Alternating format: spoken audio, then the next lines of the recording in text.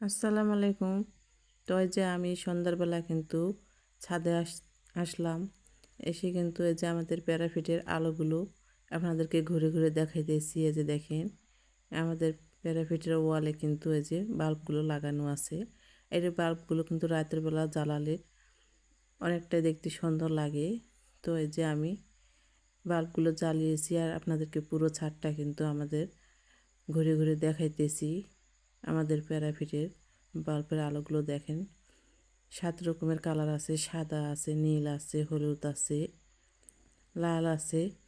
আর তারপরে আমি নিচে চলে আসলাম, নামিয়ে ছাদ থেকে আসার পরে নাস্তা বানাতে চলে আসলাম। তার জন্য নিয়েছি 2টা পটল। আজকে আমি পটলের বেগুনি বানাবো। তো পটলগুলো যে লম্বা লম্বা করে কেটে নিলাম পাতলা করে। আপনারা তো বেগুনি খেয়েছেন, আমি আজকে পটলের বেগুনি বানাবো, সেই রেসিপিটা আপনাদেরকে দেখাবো। তার জন্য যে পটলগুলো চাকা চাকা করে কেটে নিয়েছি। আর এই যে বাটিতে কিন্তু বেসন নিয়েছি 1 কাপের মতো। আর এখন আমি এই বেসনগুলোতে সব কিছু দিয়ে দেবো।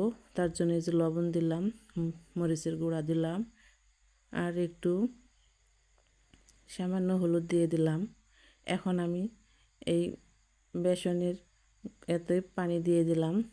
পানি দিয়ে এখন আমি একটু ফেটায় গোলা তৈরি করে নেব। তার জন্য এই যে চামচ দিয়ে কিন্তু আমি পানি দিয়ে নাড়তেছি।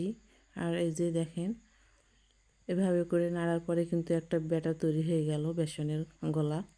এখন আমি এই বেসনের গোলাতে কিন্তু এই পটলের যে চাকাগুলো কেটে রেখেছি সেগুলো কিন্তু একদম ডুবাই ডুবাই তেলে ছেড়ে দেবো ভাজতে। বেগুনি তো না, এগুলো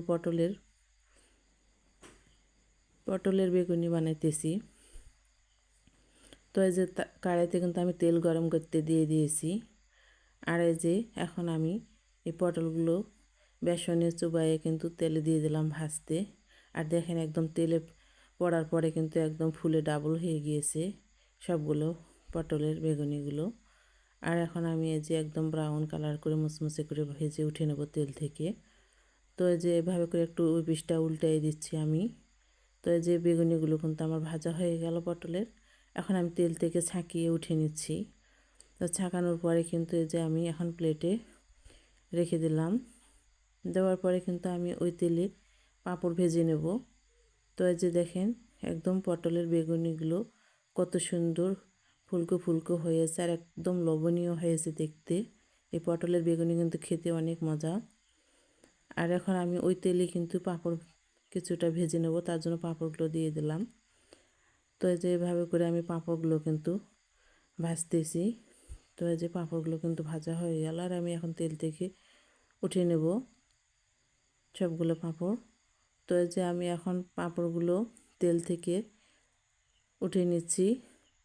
ওঠানোর পরে কিন্তু এই যে প্লেটে কিন্তু পাঁপড়গুলো আমি ঢেলে নিলাম ছাঁকনি থেকে। আর এখন আমি এই পটলের বেগুনি আর এই পাঁপড়গুলো একদম নাস্তা রেডি করে ফেলবো। তো এই যে একদম নাস্তা রেডি করে ফেললাম। তো দেখেন কতটাই লোভনীয় হয়েছে পটলের বেগুনি, আর তার সঙ্গে আছে পাঁপড়। সন্ধ্যাবেলা যেরকম গরম গরম নাস্তা হয়, তো খেতে কিন্তু একদম অনেক ভালো লাগবে, সন্ধ্যাটাই একদম জমে যাবে।